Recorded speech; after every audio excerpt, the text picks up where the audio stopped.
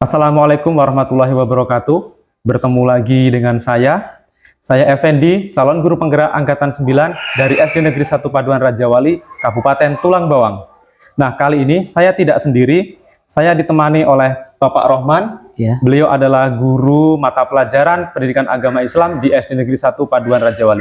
Assalamualaikum Pak Rohman. Waalaikumsalam. Bagaimana kabarnya hari ini? Alhamdulillah, baik Pak Fendi. Nah, Pak Rohman, hari ini kita akan melaksanakan kegiatan percakapan praobservasi. Sebelum nanti saya akan amati jalannya proses pembelajaran yang Bapak laksanakan di dalam kelas. Atau sebelum saya melakukan proses supervisi kelas. Adapun tujuan supervisi adalah untuk mengetahui atau mengevaluasi proses pembelajaran yang dilakukan oleh seorang guru untuk mengetahui kualitas dalam mengajar guru di kelas. Dan kenapa hari ini kita melakukan percakapan praobservasi?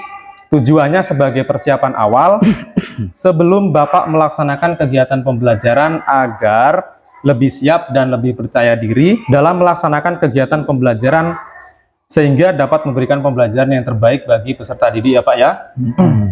Nah, ada beberapa pertanyaan yang saya ajukan kepada Bapak. Yang pertama, apa tujuan pembelajaran yang ingin Bapak capai dalam kegiatan pembelajaran yang akan Bapak laksanakan nanti?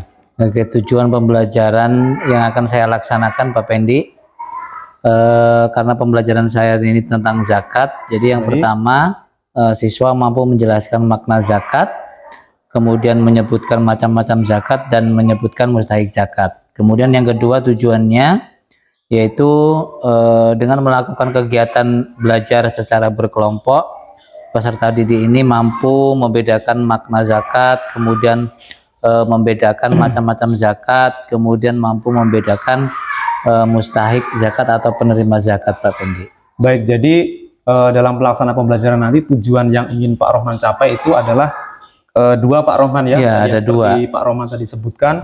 Nah, pertanyaan selanjutnya Pak Rohman, bagaimana dengan area pengembangan yang ingin Bapak capai atau Bapak kembangkan dalam tahapan pembelajaran ini? Jadi area pengembangan pembelajaran yang hendak saya capai di pembelajaran zakat ini ada dua.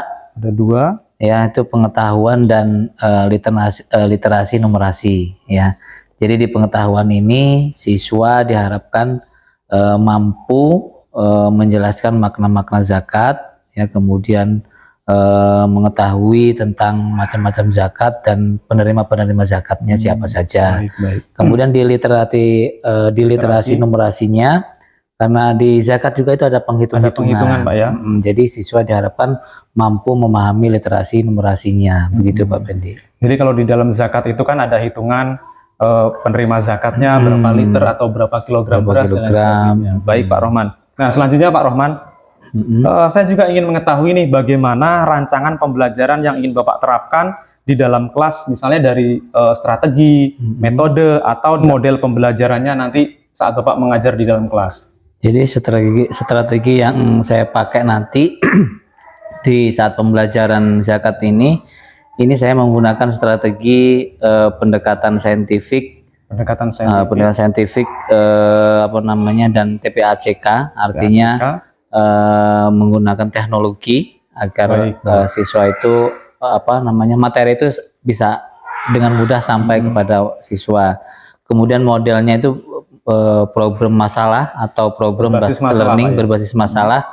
Kemudian ada penugasan ya dan tanya jawab dan berkelompok ya. Jadi penyusunan kelompok juga ada, LKPP, penugasan dan lain sebagainya. Mungkin juga presentasi Pak ya? Iya, presentasi juga. Jadi yang selanjutnya adalah dalam melaksanakan pembelajaran itu pastinya kan kita ada namanya metode atau media-media pembelajaran yang digunakan.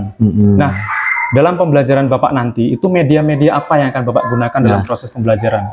Agar pembelajaran ini menarik dan mudah dipahami oleh siswa, ya saya menggunakan laptop, kemudian proyektor, kemudian ada nanti diputarkan YouTube, ya, kemudian memakai PowerPoint juga Pak Fendi. Jadi ada unsur teknologinya juga Pak di sini ya. Unsur teknologinya. Jadi dengan mengenalkan teknologi kepada siswa juga bisa belajar lebih aktif dan tentunya pembelajaran kita lebih menarik dan interaktif misalnya seperti itu. Nah, baik Pak Rohman. Kapan nih Bapak akan melaksanakan pembelajaran ketika nanti saya akan melaksanakan observasi tersebut di dalam kelas? Itu karena sesuai dengan jam saya ada di Selasa Bapak. Selasa. Selasa jam pertama dan kedua. Selasa jam pertama karena dan ada 2 kedua. jam. Di kelas berapa Pak? Di kelas 6. Oh, di kelas 6. Baik. Jadi di waktu tersebut Pak Rohman, saya akan datang di kelas Pak Rohman pada saat itu mengajar.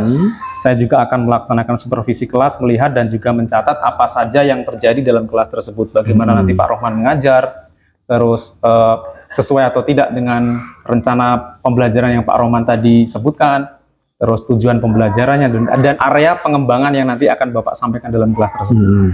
Nah Pak Rohman, setelah nanti selesai observasi dalam kelas, kita adakan kegiatan yang terakhir Pak Rohman ya. Jadi kita kan ini pra-observasi, terus nanti juga ada observasi, dan nanti yang terakhir adalah pasca observasi.